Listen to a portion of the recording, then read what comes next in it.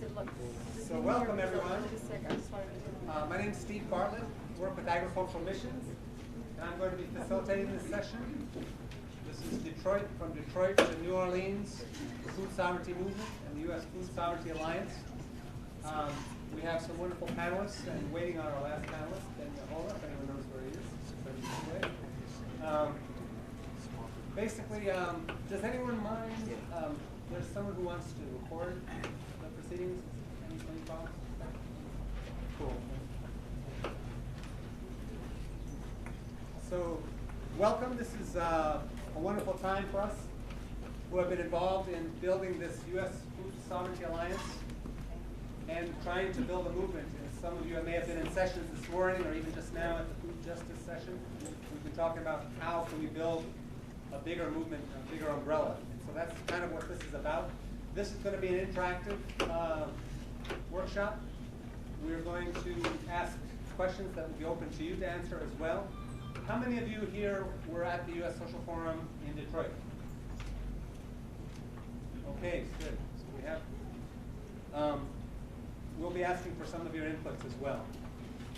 And at the end, we're going to be kind of doing a brainstorming session. We're open to proposals about what the U.S. Food Sovereignty Alliance is going to be doing in the next year and have a discussion about those possibilities. So to begin with, I've been asked to give a brief summary of what food sovereignty is and what the reason we got together as we did in Detroit. Food sovereignty is a concept that was popularized by the Via Campesina back in the 80s.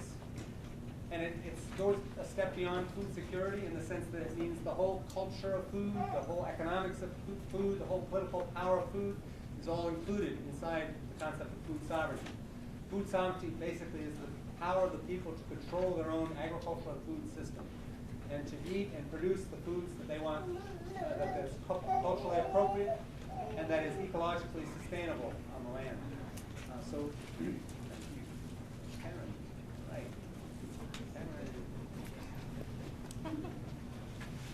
If you did not receive an evaluation, can you raise your hand and I'll come around?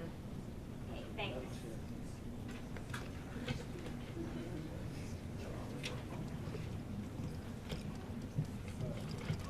So basically, the U.S. Food Crisis Working Group came together in 2008 when the food riot, well, the so-called food riots, which are really police riots against people protesting because they're hungry. The U.S. Food Crisis Working Group came together at the end of a 3-day fast that some of us called and some of us took part in to indicate the 3 billion people who live on less than $2 a day or more who are suffering the hunger because of the sudden rise in food prices around the world. This was just kind of the culmination of a long process of creating a very vulnerable and very unstable and very unjust food system. So that brought a bunch of organizations together, and we launched a campaign called Ending Poverty Through the Rebuilding of Local Food Economies. And we had 2 planks and 2 efforts of that campaign. One was to work on the antitrust hearings that were taking place between the Department of Justice and the U.S. Department of Agriculture. They've had a bunch of events this year to use that as a stage to raise the voices of the people impacted by the food system. And the other plank of our campaign was to mobilize, do outreach among grassroots groups, and to convene a food justice convergence at the U.S. Social Forum in Detroit. And that's what we did. And in June, we had the first People's Movement Assembly on food sovereignty. We had a lot of events and activities in a tent in a part of the Canopy City in Canopy Village, they called it, at the U.S. Social Forum in Detroit. And for those of you who would like to read the declaration that came out of that, you can go online to the PMA 2010 website. Our declaration is out in English, Spanish, and French. It's gotten a lot of positive feedback from around the world. The importance to me of the gathering in Detroit was that I think for the first time we begin to connect people involved in the production, the farmers around the country are part of the National Family Farm Coalition and the Rural Coalition, the farm workers who are part of our U.S. Food Crisis Working Group and the NFFC and the food chain workers. These groups all came together with many urban agricultural groups that are fighting for justice and fair access to food in the cities. So that's the umbrella. We're trying to build a big umbrella that deals with the whole food system. And our alliance is called the U.S. Food Sovereignty Alliance. So to begin with, I want to ask the panelists, what were the highlights of the U.S. Social Forum from a food justice and food sovereignty perspective? And you can decide in what order you'd like to speak. So what were the highlights of the U.S. Social Forum and our food justice convergence from a food sovereignty perspective? Hi everybody, sorry I'm late. It's that food. I think basically what was really inspiring for me is the fact that sometimes when you do this work, you think that you're the only person doing this work or you're the only city doing this work.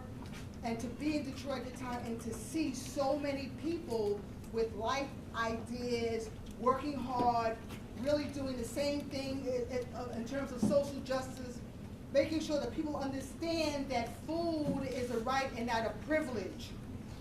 And I think what we also got out of it is that we continue to network. Till this day, we continue to network because this is a movement. This is our new civil rights movement.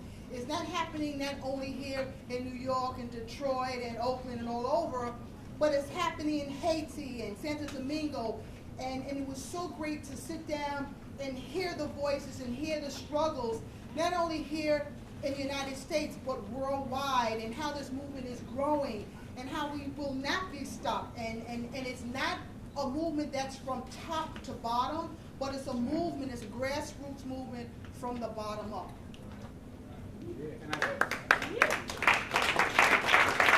I'd like to quickly say this is Karen Washington. She works on food justice and food production issues in the Bronx. We're really happy to have her on the panel. Maybe you could just introduce yourself briefly before you. I'm Joaquin Martinez. Hi, I'm Joaquin Martinez.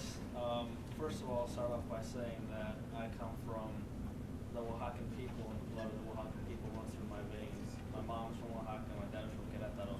And so I offer a farm worker perspective. Oh, I'll talk louder, sorry. And so the biggest, or the most important thing that I learned from the U.S. Social Forum was that I saw, like Sister over here was saying, we saw a lot of people doing a lot of work, you know, with farmers, farm workers, and food sovereignty. And so what I realized was the importance that farm workers and people all over the world actually have, and the importance that they have all over the world. You know, like I was reading Che's journal, and Cesar Chavez at the time, and I kept reading how, because the farm workers were on the side of the Revolutionary Army of the Vietnam, you know, the United States cannot defeat them, you know what I mean? And Delano, the people rose up, you know, with civil rights and with UFW, you know, and that was a great pivotal moment in American history. And so that was, for me, one of the most important and biggest influences that I got from the U.S. Social Forum. Thank you.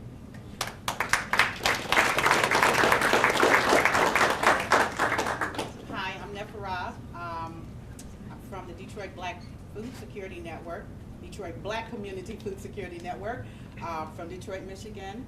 And I was very honored to have the U.S. Social Forum in Detroit. What I got most out of it is that, you know, like Karen was saying, sometimes you're so busy in your struggle, in the work that you're doing, that you feel that you're the only one doing it. And so we're fighting for food justice in Detroit because, you know, I live in Detroit and we don't have grocery stores or access to fresh produce unless we're living on the east side. We can't go to a market in our neighborhood. I have to go to another city to get fresh fruit from a fruit market. And that's the closest one for me, you know, but we're at the same time, we're littered with all sorts of fast food restaurants and buying food from party stores and liquor stores is where a lot of people's main meals come from. And to see other people with that struggle, and it was so encouraging. And when I saw my Haitian brothers and with everything that they were going through, they took time from what they were doing to come and to share what they shared with us.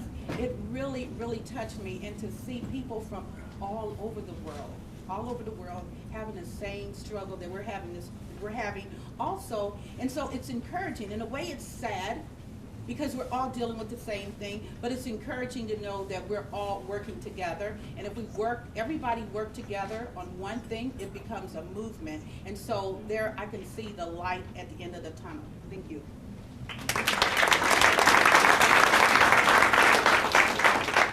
Good afternoon.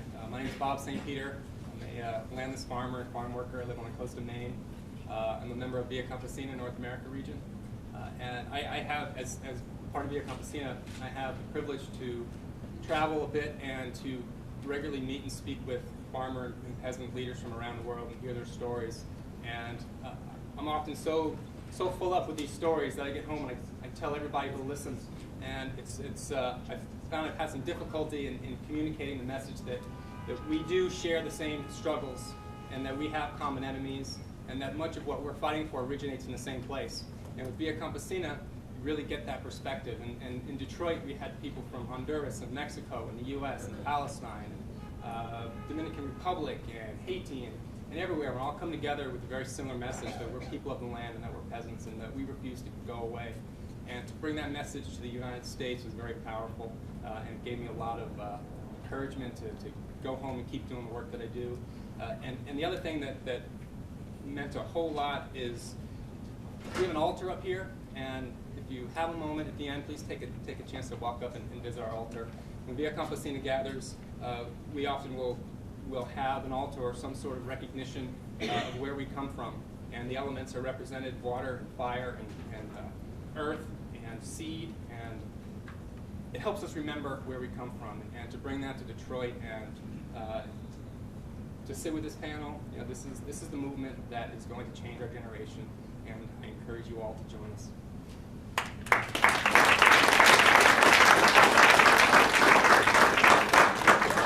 My name is Ben Yehoa. I work for the Muskogee Food Sovereignty Initiative out of Oklahoma. And one of the things that I see is a repeat of history that is happening, but on a level of where it is the people, all people coming together.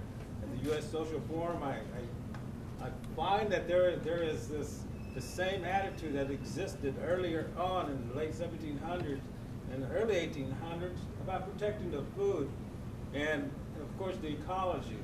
And so, but back then the repercussions were severe for the indigenous people. You know, we had people like Pontiac who came and wanted to unite the people on a common cause. Then we were the majority in a democracy who didn't have a right to vote. And so then came Tecumseh. And Tecumseh comes from the Muskogee people right here in this region here. Uniting the people to protect, again, and wanting to protect the traditional food of the indigenous people. And to avoid all the new technologies that was coming in, because the word was that we were eventually going to turn the technology upon ourselves. And so we kind of see a little bit of that happening. And so today we are creating what I say a revolutionary song. And so in these songs that we are creating, it's the footsteps that keep the beat of the people moving together.